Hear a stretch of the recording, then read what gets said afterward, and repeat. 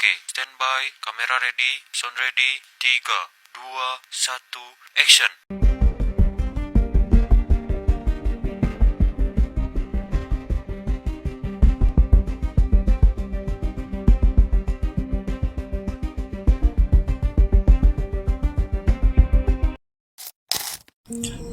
Apa kalian tahu bagaimana bobroknya kepolisian, jaksa, hakim, dan sistem hukum di negeri ini? Gue gak mungkin asal ngomong, dan gue gak ngarang, dan gue juga gak mungkin fitnah untuk hal-hal seperti ini. Karena gue pernah ada di sistem ini. Gue lihat, gue alamin, dan gue tahu persis gimana uang bisa bikin keadilan itu dibeli. Dan yang gue mau bongkar sekarang, ini bukan gosip, ini kenyataan dan ini fakta. Selamat datang di channel bareng Robin Hood. Di sini gue nggak cuman cerita, tapi gue buka mata lu semua tentang realita hukum yang jarang diungkap. Karena kalau kita diam, kebenaran akan terus dikubur. So, silakan kalian simak sampai habis, dan kalian akan kaget fakta-fakta ini. Oke, kita mulai dari yang pertama. Bagaimana fakta bobroknya kepolisian di negeri ini? Di Indonesia, polisi punya peran penting sebagai garda terdepan hukum. Tapi ada satu fakta pahit di dalamnya.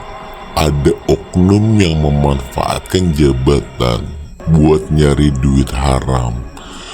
Gue lihat sendiri, kasus yang seharusnya diproses cepat bisa mengendap bertahun-tahun, kecuali ada amplop yang masuk.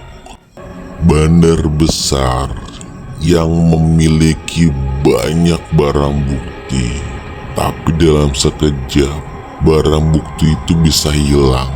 Karena apa? Ya karena uang. Kalian mau bukti? Coba lihat berita-berita yang udah viral. Ada yang ngurus BAP bisa lewat jalan belakang. Ada yang tiba-tiba status tersangka hilang entah kemana, dan berbagai macam kebobrokan lainnya. Dan ini bukan cuma 1-2 kasus bro.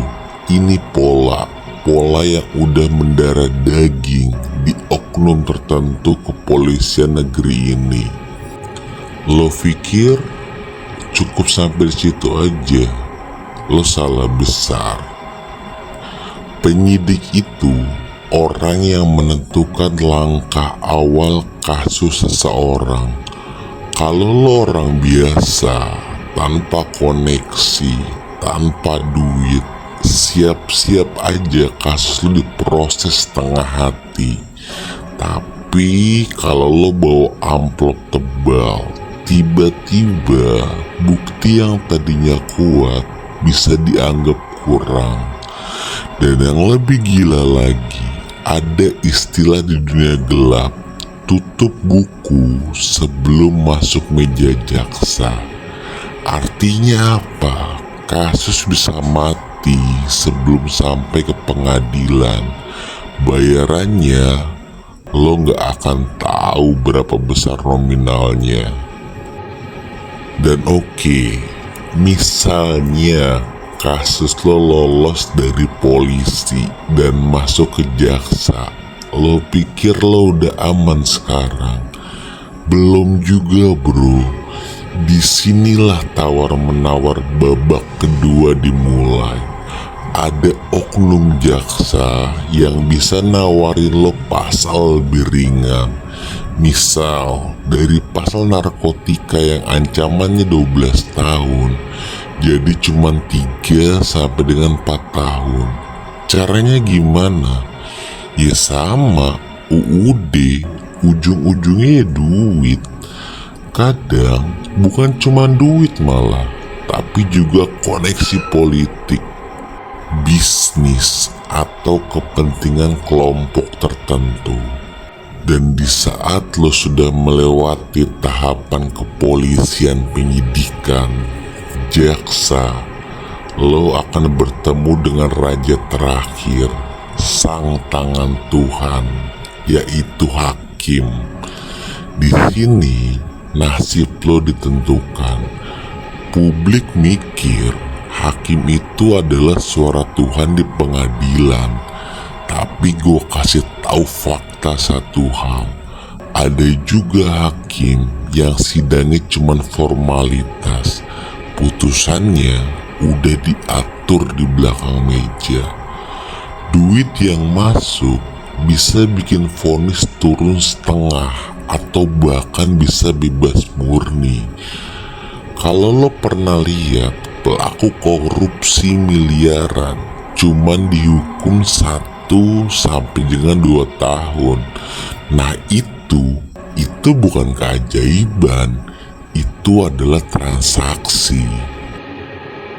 Menimbang bahwa tuntutan pidana penjara selama 12 tahun terhadap diri terdakwa Remy Muiz, Majelis Hakim mempertimbangkan tuntutan pidana penjara tersebut terlalu berat jika dibandingkan dengan kesalahan terdakwa.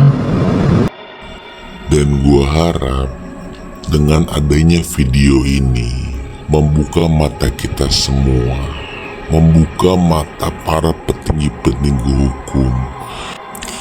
Karena jika kita membiarkan oknum-oknum itu terus menggerogoti sistem hukum di negeri ini, gue yakin hukum ini bukan cuma bobrok, tapi juga rusak. Dan satu hal gue tekankan di sini sekali lagi, yang gue bongkar ini bukan buat nyerang lembaga satu tertentu, tapi buat nyadarin lo semua, hukum di negara kita masih bisa dibeli. Selama masyarakat diam, sistem ini bakal terus kotor. Gue pernah ada di dalamnya, gue tahu rasanya, dan gue pilih ngomong sekarang supaya lo gak jadi korban berikutnya. Semua yang gue sampaikan berdasarkan pengalaman pribadi, fakta publik yang ada di publik, dan data yang bisa diverifikasi keasliannya.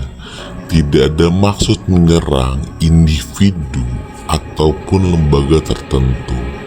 Kalau lo setuju bahwa buruknya hukum harus dibongkar, bantu sebarkan video ini.